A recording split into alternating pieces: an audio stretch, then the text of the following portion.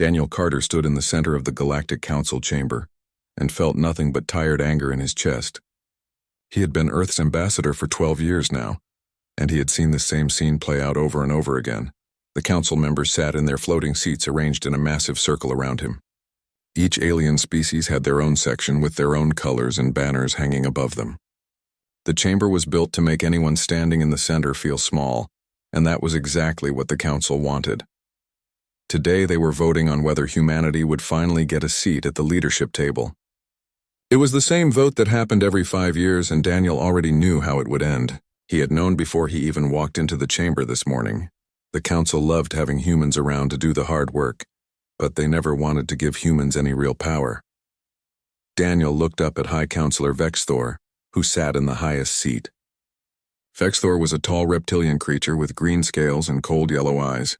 He had gotten rich by using human workers on his mining colonies and paying them almost nothing. He smiled down at Daniel with too many teeth showing. The vote began, and Daniel watched the display screen. One by one, the council members voted. The Tarlaxians voted no. The Quarians voted no. The Mytharian Empire voted no. Out of 50 council members, only 3 voted yes. Those 3 were the Breviks who had been saved by human doctors during a plague. The final count appeared on the screen.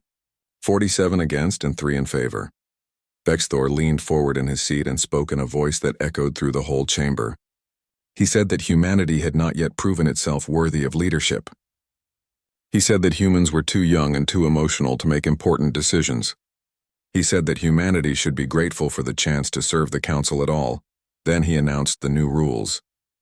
Human trade ships would now have to pay higher taxes to use council space routes. Human merchants would need special permits that cost a fortune. Human colony worlds would have to send more resources to the council every year.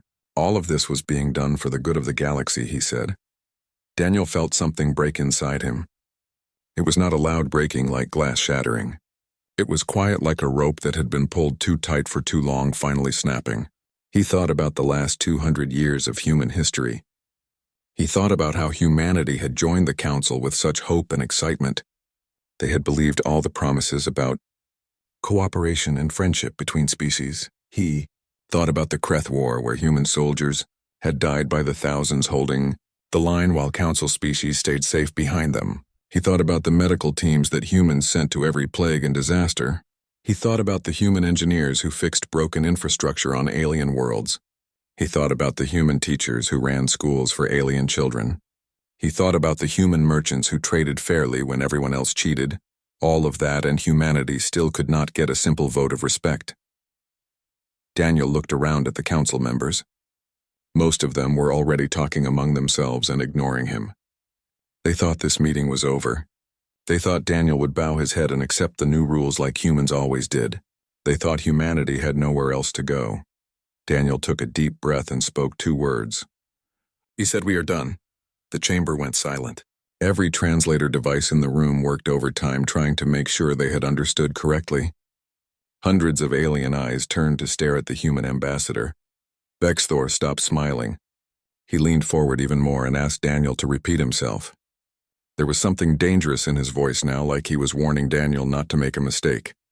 Daniel looked the High Counselor directly in those cold yellow eyes and spoke clearly. He said that humanity was withdrawing from the Galactic Council effective immediately. He said that all human personnel would be leaving council space. He said that all human aid and trade agreements were now canceled. He said that Earth was closing its borders and going home. For a moment, nobody moved. Then several council members started laughing. This had to be a joke or a negotiating trick. Humans were always so dramatic when they wanted something. They would make this big threat and then back down when the council offered them some small concession. That was how it always worked, but Daniel did not smile. He did not wait for a response. He simply turned around and walked toward the massive doors at the chamber entrance. His 3 human staff members followed him without hesitation. They had all agreed on this plan before coming here today. They were all tired of begging for scraps. Behind them, the laughter died away. Vexthor shouted for Daniel to stop and come back. Other council members started calling out questions and demands. A few were already trying to calculate what this would mean for their own worlds. The Quarians relied on human medical supplies. The Tarlaxians needed human engineers to keep their power grids running. The Matharian Empire had human ships defending their border colonies. Daniel kept walking. His footsteps echoed on the polished floor. Each step felt lighter than the last. For 12 years he had tried to make the council see reason. For 12 years he had swallowed his pride and accepted insults. For 12 years he had watched his people be treated like servants. That was over now. Captain Lisa Monroe was waiting outside the chamber with a security team. She was the commander of Earth's defense fleet in this sector, and she had been hoping this day would come. When she saw the look on Daniel's face, she knew immediately what had happened. She smiled and asked if they were really doing this. Daniel nodded. He told her to send the withdrawal order to every human ship and station in council space. He told her to begin immediate evacuation procedures. He told her that anyone who wanted to stay could make that choice, but Earth would not be coming back. Lisa's smile grew wider. She pulled out her communication device and started giving orders. Within minutes, the word was spreading through every human vessel and outpost. The message was simple and clear. Humanity was going home, and they were not looking back. In the council chamber behind them, Bexthor finally realized this was not a bluff. He started shouting orders to lock down human ships and prevent them from leaving. But it was already too late. The humans had made their choice, and nothing the council did now would change it. The withdrawal began within hours, and it moved faster than anyone expected.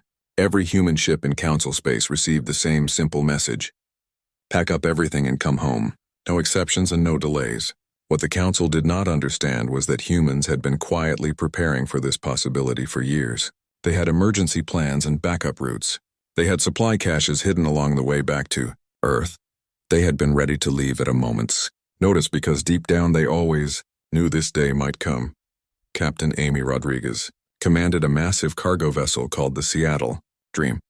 She was docked at Nexus Prime, which was one of the biggest trading stations in council space.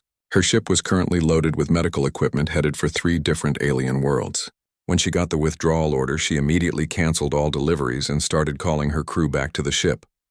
The station master was a Tarlaxian named Gree, who had worked with Amy for 8 years. He came running to her ship within minutes of hearing the news. He kept asking if this was real or just some kind of human mistake. Amy told him it was very real and they were leaving within 6 hours. Gree's face went pale, which was hard to see on his blue skin, but Amy noticed anyway. Gree started explaining how much the station needed human traders. He said that humans were the only ones who delivered supplies on time and did not try to cheat every transaction.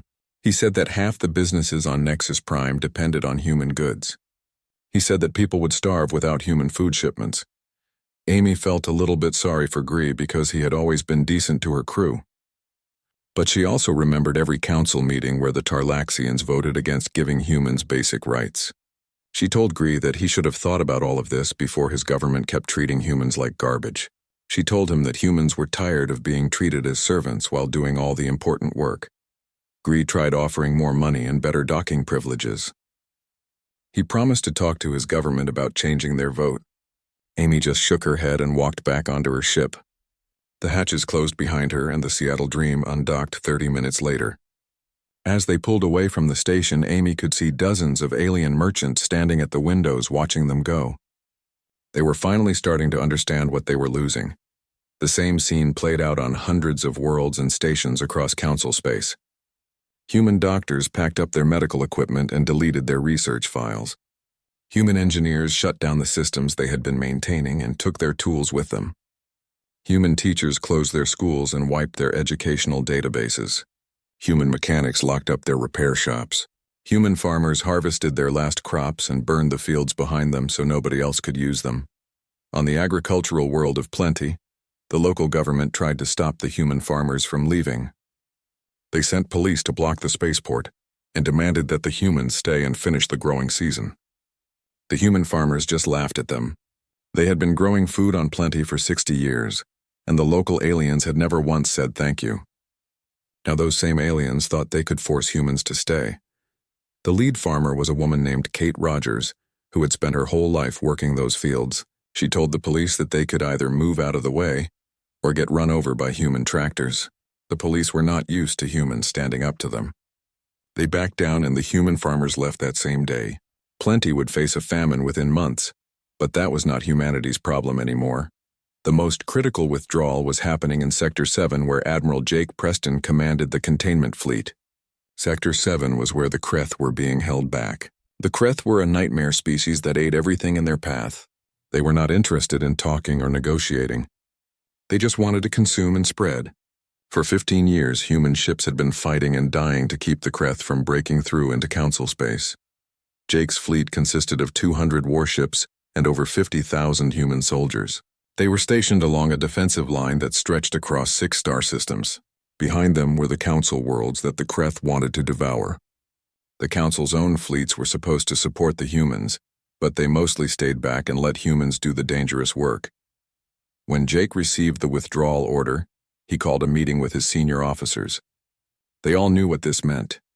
The moment human ships left Sector 7, the Kreth would push forward. The Council fleets were not strong enough to hold the line by themselves. Millions of aliens would die. One of Jake's officers asked if they should really abandon the sector.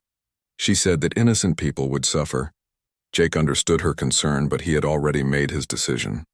He said that humans had been dying for 15 years to protect aliens who did not even respect them. He said that the Council had plenty of time to build proper defenses, but they chose to just rely on human sacrifice instead.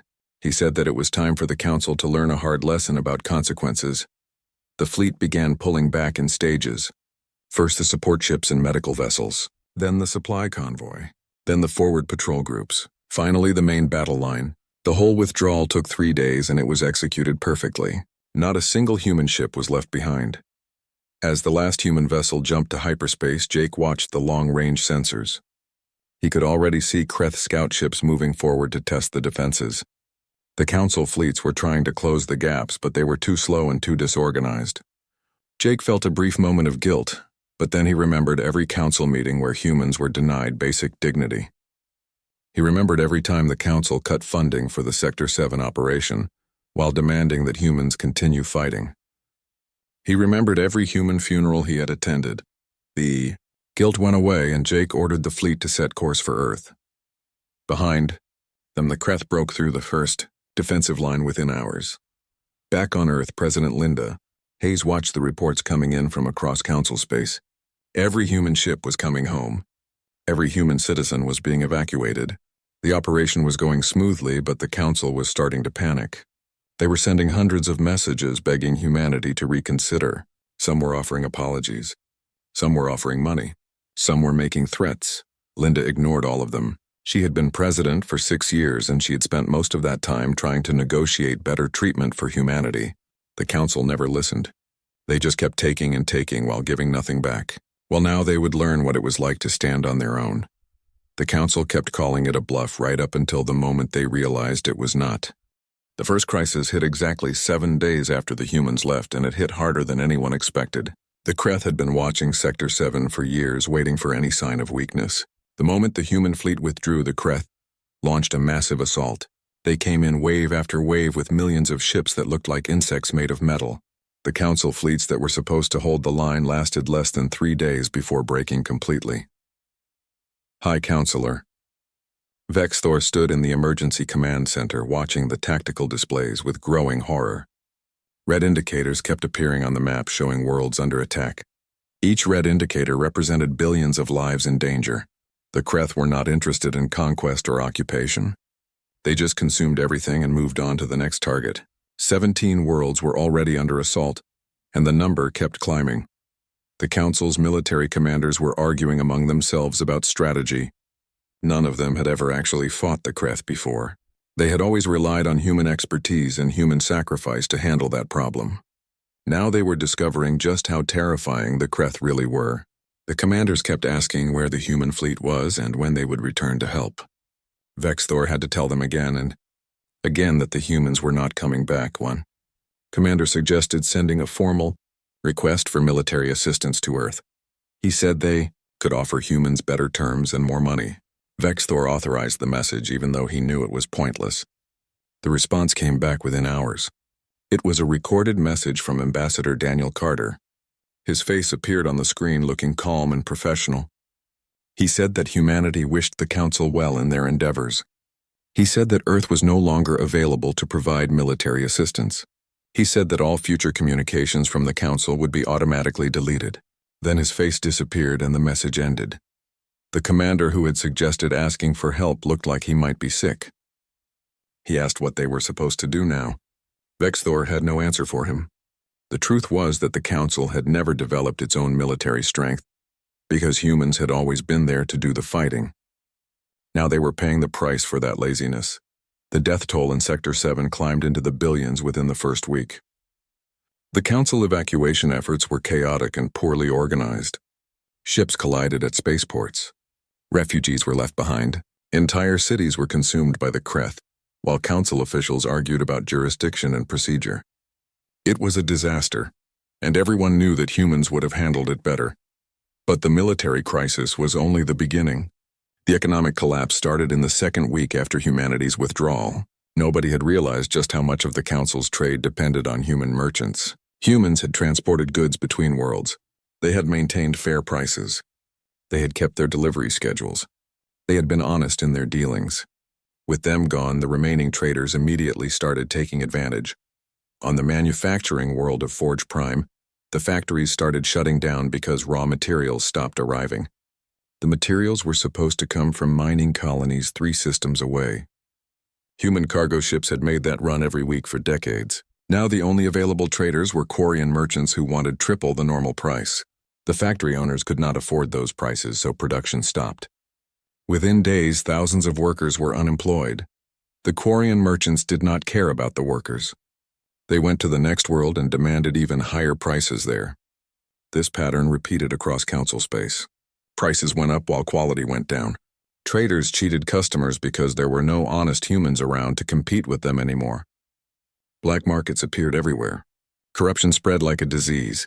Food shortages hit the core worlds by the 3rd week. Earth had been exporting food to dozens of planets.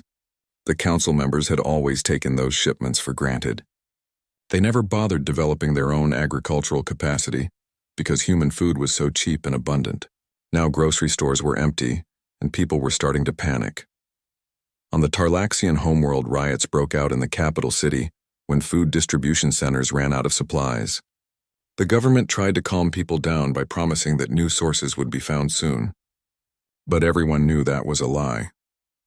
The Tarlaxians had voted against humanity in every single council session. Now their own citizens were going hungry because of those votes. The medical crisis was perhaps the worst of all. Human doctors had been working across council space treating diseases and injuries. They had shared their medical knowledge freely with alien species. They had trained local doctors and nurses. They had provided equipment and medicine at cost. The Caraxian plague had been nearly wiped out thanks to human medical teams. Now the plague was coming back and it was spreading fast. The Caraxian people watched in horror as the infection rates started climbing again. They had thought the plague was defeated. They had held celebrations and built monuments to their victory. But that victory had only been possible because of human doctors who worked around the clock developing treatments. Without those doctors, the plague returned with a vengeance. Millions of Caraxians died in the first month after the humans left. The local doctors tried their best, but they did not have the knowledge or equipment they needed. The human medical teams had taken all their research with them when they withdrew. The databases had been wiped clean. The advanced equipment had been removed. Everything that humans had brought to fight the plague was gone. The council sent desperate messages to Earth begging for medical assistance. They offered to pay any price for human doctors to return. The messages were all automatically deleted just like Daniel Carter had promised. No human even read them. Then the infrastructure started failing. This was the crisis that really made the council understand how dependent they had become on humanity. Humans had been maintaining the defense grids that protected planets from asteroids and radiation. They had been running the communications networks that connected the council worlds. They had been managing the power systems that kept cities running. They had been fixing the water treatment plants and waste disposal systems. All of that maintenance had been done so quietly and efficiently that nobody noticed it was happening. The council had just assumed their infrastructure worked because it had always worked. They never thought about the human engineers who climbed into dangerous machinery to fix problems. They never considered the human technicians who worked overnight to prevent system failures. Now everything was breaking down at once. On the resort world of Paradise, the planetary shield went offline during a solar storm. Radiation poured down on the surface, causing thousands of deaths. The shield had been maintained by a human engineering team that left 2 weeks earlier. The local technicians did not know how to fix it. On the trade station Crossroads, the main computer system crashed and took the life support with it. 15,000 aliens died before emergency systems kicked in. The computer had been programmed and maintained by human specialists. Nobody else understood how it worked. The list of disasters kept growing. Water treatment plants failed. Transportation systems stopped. Communications went dark. Power grids collapsed. Every system that humans had been quietly maintaining started falling apart. The council had treated those humans like servants who did simple tasks. Now they realized those servants had been the only thing holding their civilization together. Councillor Drathanar finally spoke the words that everyone was thinking.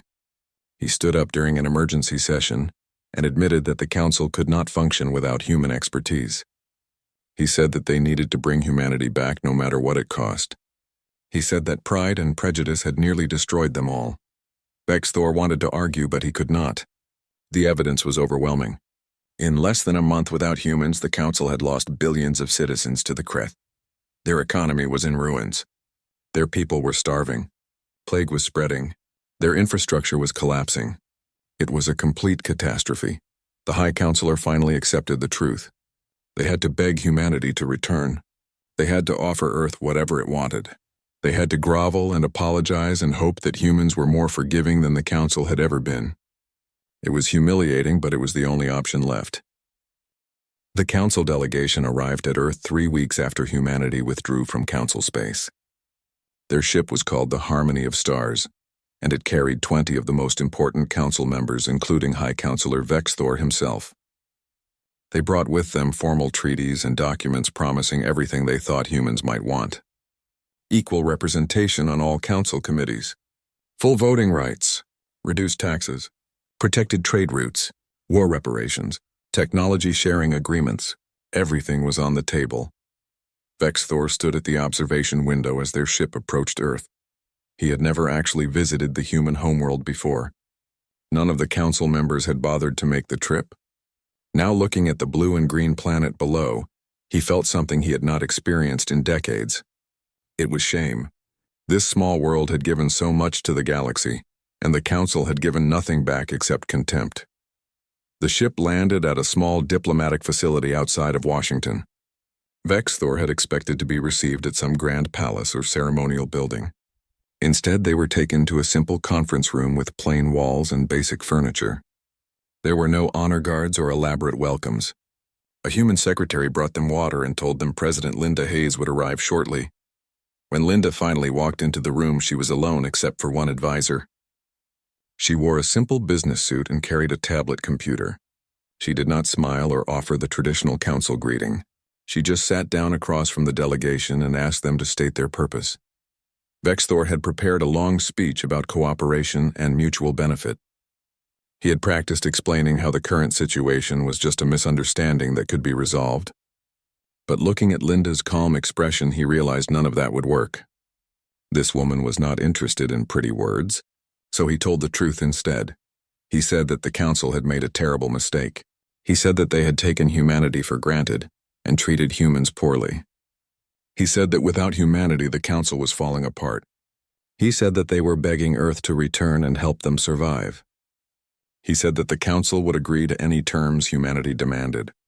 Linda listened without interrupting. When Vexthor finished, she asked him a simple question. She wanted to know what had changed. She asked if the council had suddenly developed morals and ethics. She asked if they had experienced some great spiritual awakening that made them realize discrimination was wrong. Vexthor did not know how to answer that. The truth was that nothing had changed except circumstances. The council still believed humans were inferior. They still thought human emotions made them weak leaders. They still wanted to exploit human labor. The only difference was that now they needed humans desperately. Linda seemed to read his thoughts. She said that she knew exactly why the council was here. They were suffering consequences and they wanted humans to fix everything like humans always did. They did not care about treating people fairly. They only cared about their own survival. Another council member named Drathnar spoke up. He tried a different approach. He talked about all the innocent civilians who were dying. He mentioned the children suffering from plague. He described the refugees fleeing from the Kreth. He said that surely humanity's famous compassion would not let them ignore such suffering. Linda's expression hardened.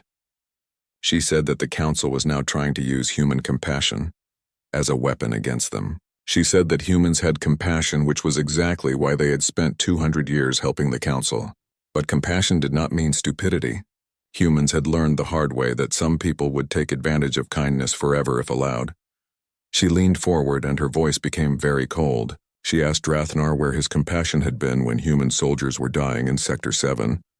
She asked where his tears had been during the hundreds of human funerals. She said that millions of humans had already sacrificed everything to protect Council worlds.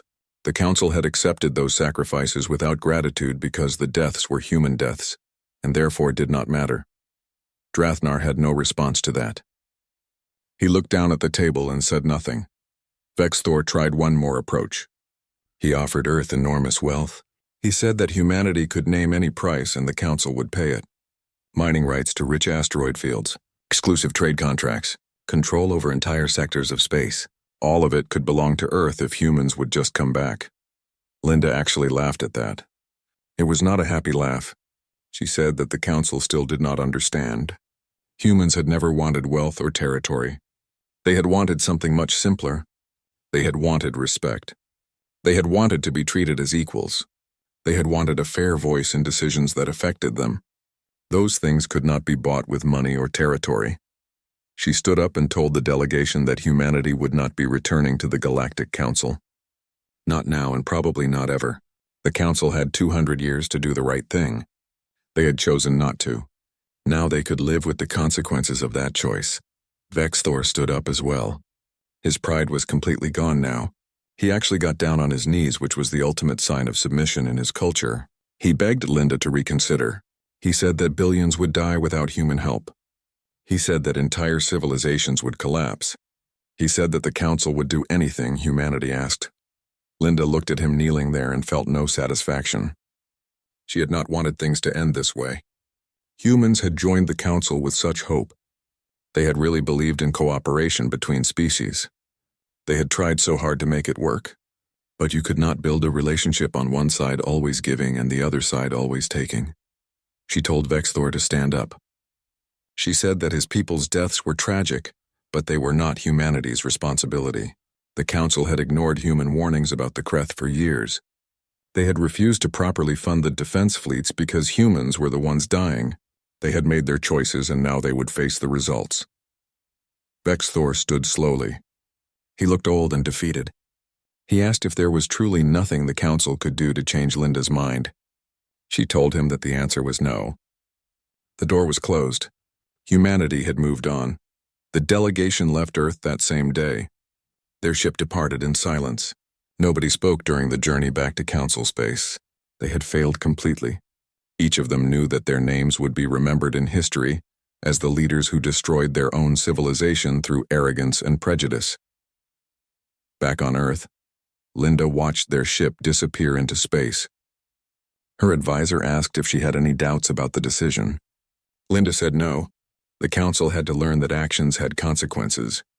If humanity went back now, nothing would really change. The Council would promise everything, but once the crisis ended, they would return to their old ways. Humans would end up right back where they started. Her advisor mentioned all the suffering that would continue in Council space. Linda nodded sadly. She said that was terrible, but humanity could not save people who refused to save themselves. The Council had the resources and population to handle their own problems. They just had to stop being lazy and actually do the work instead of forcing humans to do it for them. She pulled up a report on her tablet. It showed the status of Earth's borders. Every human ship was home. Every human citizen was safe. Humanity's economy was growing stronger every day. New exploration missions were being planned. Earth was moving forward into a future that did not include the Council. Linda sent a final message to be delivered to every Council world. It was brief. She said that humanity held no hatred toward the Council species. Individual aliens were welcome to apply for asylum on Earth if they could show they had treated humans fairly. But as a political entity, the Galactic Council was no longer recognized by humanity. All diplomatic channels were permanently closed. The message ended with one sentence. She wrote that perhaps in a few hundred years their descendants could try again to build a better relationship. But this generation of leaders had proven they could not be trusted. The Council received the message and finally understood that it was truly over. Humanity had walked away and they were never coming back. Everything that followed would be the Council's burden to bear alone. 5 years passed since humanity withdrew from the Galactic Council, and the galaxy looked very different now. The Council still existed, but it was a shadow of what it once was. They had managed to push the Kreth back eventually, but it cost them hundreds of worlds and billions of lives. The economy never fully recovered. Trade between Council worlds was a fraction of what it used to be. Wars broke out between member species as old grudges surfaced without humans there to keep the peace. The Grand Alliance that once controlled half the galaxy was broken into squabbling factions. High Counselor Vexthor was no longer High Counselor. He had been removed from power when the full extent of the crisis became clear. His own people blamed him for losing humanity's partnership. He lived now in a small dwelling on a forgotten colony world. Every day he watched the news reports about another disaster in Council space. Every day he thought about how different things could have been if the Council had just treated humans with basic respect. On one particularly bad day, he watched a report about a famine on Nexus Prime. The station that had once been the trading hub of the galaxy was now struggling to feed its population. Vexthor remembered Ambassador Daniel Carter standing in the Council chamber saying those two simple words, "We are done." At the time, Vexthor had thought it was a bluff or an emotional outburst. Now he understood it had been a promise. Meanwhile, Earth was thriving in ways nobody had predicted. Free from the burden of protecting and supporting the Council, humanity focused all its energy on itself. Their technology advanced by leaps that seemed impossible. New ships were designed that were faster and more efficient than anything the Council had ever built. Medical research produced cures for diseases that had plagued humanity for centuries. The colonies expanded and prospered. Earth's economy grew stronger every year. But the most important change was in how humanity saw itself. For 200 years, humans had defined themselves by their relationship to the Council. They had been the helpers and the fixers and the defenders. They had measured their worth by how useful they were to aliens. Now they were learning to value themselves on their own terms. Admiral Lisa Monroe stood on the bridge of her ship, the Pacific Explorer. She was no longer just a military officer. Now she commanded one of Earth's deep space exploration vessels. Their mission was to map new regions of space far from Council territory. They were searching for new worlds and new resources, and possibly new civilizations. The Pacific Explorer was currently in the Andromeda sector, which was completely unexplored. They had been traveling for 3 months and had already discovered 24 planets that could support human colonies. They had also found something even more interesting. There were signs of intelligent life in this sector, radio signals and energy readings that could only come from an advanced civilization. Lisa called her senior staff to the bridge. They studied the readings together. The signals were coming from a system about 2 weeks away at current speed. The question was whether they should make contact. Earth's policy was still being debated. Some people thought humanity should avoid other species entirely after the disaster with the Council. Others believed humans should try again, but with better boundaries and expectations. Lisa made the decision. They would approach the system carefully and attempt first contact if the species seemed receptive, but they would do it the right way this time. No promises they could not keep. No endless giving without receiving. No allowing themselves to be taken advantage of. If this new species wanted friendship, they would get it. But it would be friendship between equals or nothing at all. The Pacific Explorer entered the unknown system 2 weeks later. What they found surprised everyone. The species there called themselves the Ventari, and they were at roughly the same technological level as humans had been a century ago. They had just developed faster than light travel and were taking their first cautious steps into deep space. They were excited and scared and hopeful all at once. The first contact went smoothly. The Ventari were peaceful and curious. They had so many questions about Earth and humanity. They wanted to know about human culture and history. They wanted to learn about human technology. They asked if humans would be willing to share knowledge and establish trade. Lisa was careful in her responses. She explained that humans would be happy to share some knowledge and trade fairly. But she was very clear about boundaries. Earth would not be solving all the Ventaries' problems for them. Earth would not be providing free military defense. Earth would not be giving away technology without receiving something of equal value in return. The relationship had to be balanced and respectful on both sides. The Ventari seemed confused at first. They said that in their understanding, more advanced species were supposed to guide and help younger ones. Lisa smiled sadly at that. She said that was a beautiful ideal, but it only worked if both sides acted in good faith. She told them a little bit about the Galactic Council and how that relationship had ended. She warned them that being helped too much could make a civilization weak and dependent. The Ventari leader was a wise female named Cora. She listened carefully to Lisa's words. She said that her people would respect Earth's boundaries. She said that the Ventari wanted to grow and learn, but they wanted to do it through their own efforts. They would accept human friendship and fair trade, but they would not ask humans to carry their burdens. Lisa felt something hopeful bloom in her chest. Maybe this could work. Maybe humanity could have healthy relationships with other species. Maybe the council disaster had just been about finding the wrong partners at the wrong time. Over the next few months, the relationship between humans and Ventari grew stronger. They traded goods and information. Human engineers taught Ventari engineers new techniques but made sure the Ventari did their own work. Human doctors shared medical knowledge but insisted the Ventari build their own hospitals and train their own staff. It was a partnership where both sides contributed and both sides benefited. Lisa sent regular reports back to Earth. President Linda Hayes read them with great interest. She had been worried that humanity might become too isolated after leaving the council, but this new relationship showed that humans could engage with other species without being exploited. They just had to be smarter about it. Linda authorized more exploration missions. She wanted humanity to find other young civilizations and build a new network of alliances. But these would be real alliances based on mutual respect and benefit. Earth would help those who deserved it and walk away from those who did not. News of humanity's success spread slowly through the galaxy. Some council species heard about the Ventari and felt jealous. They had thrown away their partnership with humanity, and now they watched humans building new relationships with others. A few council members quietly suggested trying to contact Earth again, but those suggestions were always rejected. The council's pride was still too strong to admit complete defeat.